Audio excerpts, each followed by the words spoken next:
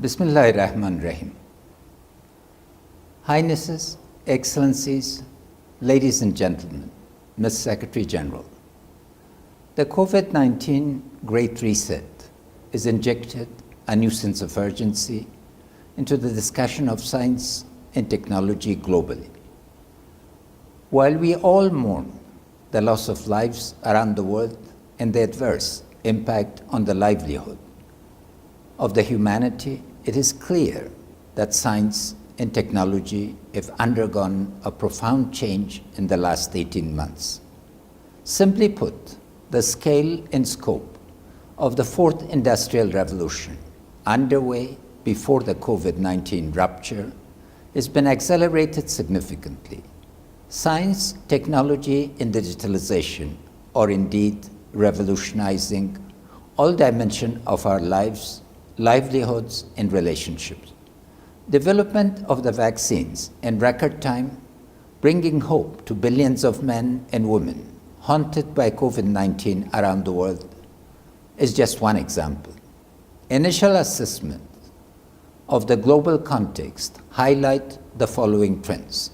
First, science and technology need to be understood as ecosystems of innovation, entrepreneurship, collaboration and competition, state sponsorship, and societal support.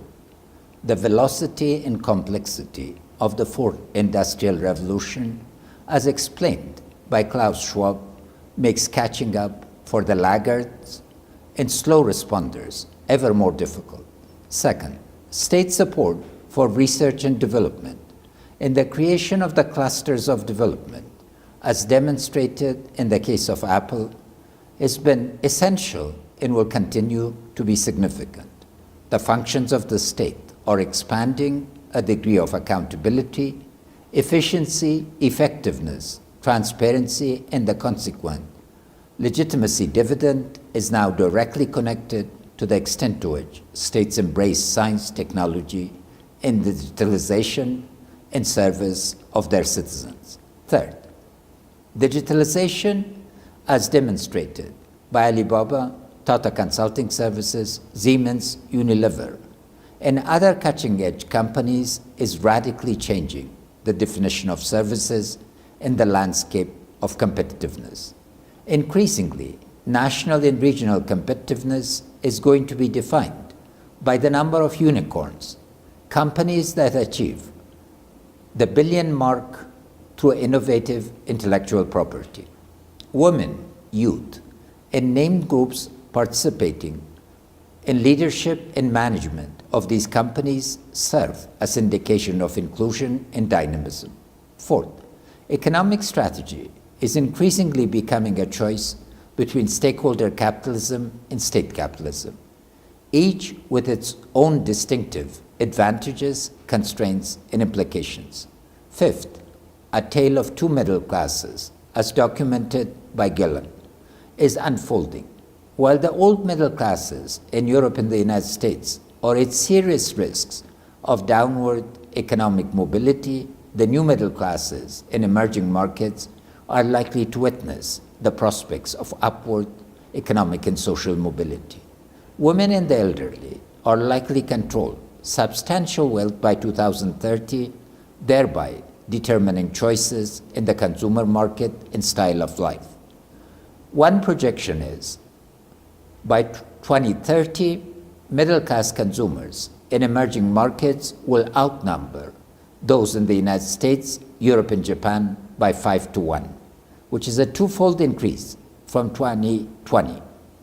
This rapidly changing context offers an opportunity to the OIC to utilize the advances of the fourth industrial revolution to achieve combined development in science, technology, and digitalization. Establishment of an observatory for science, technology, and digitalization to assess and monitor global trends and make the lessons available to member countries could serve as a catalyst for moving forward.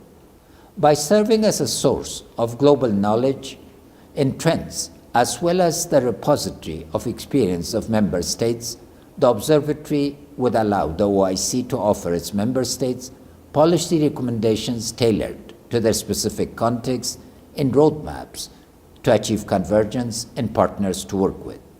In the short term, OIC could serve as a facilitator for sharing experiences of digitalization among member states, e-commerce, e-education, in e-medicine, or fields of cooperation that could allow countries like Afghanistan to benefit immensely from the policy, advice, investment, and experience of countries like the United Arab Emirates.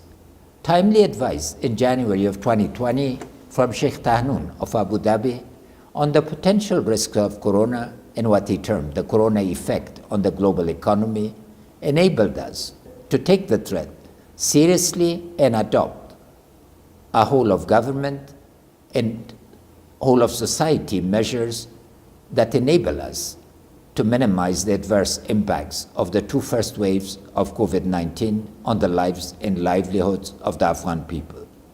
We are also benefiting from the advice of UAE experts supported by Abu Dhabi Fund to launch a holistic strategy of digitalization of the state, economy, and society. Let me conclude by thanking the government and people of Kazakhstan for hosting the first OIC Summit on Science and Technology, and the United Arab Emirates for the current virtual summit, and the Secretary General for stewardship of the process. I hope that this virtual summit will result in recommendations that would position OIC as a hub for harnessing the potential of the fourth industrial revolution for the Ummah. Denied the foundational right of a society to peace for 43 years, we, the people and government of Afghanistan, have a sense of urgency to make up for the lost time. We thank all member states of the OIC for your support for our noble quest for peace and development, and hope that together we can once again make our Islamic civilization and culture synonymous with science and technology, and enable us to overcome the third wave of COVID-19 and other global and regional threats together. Thank you.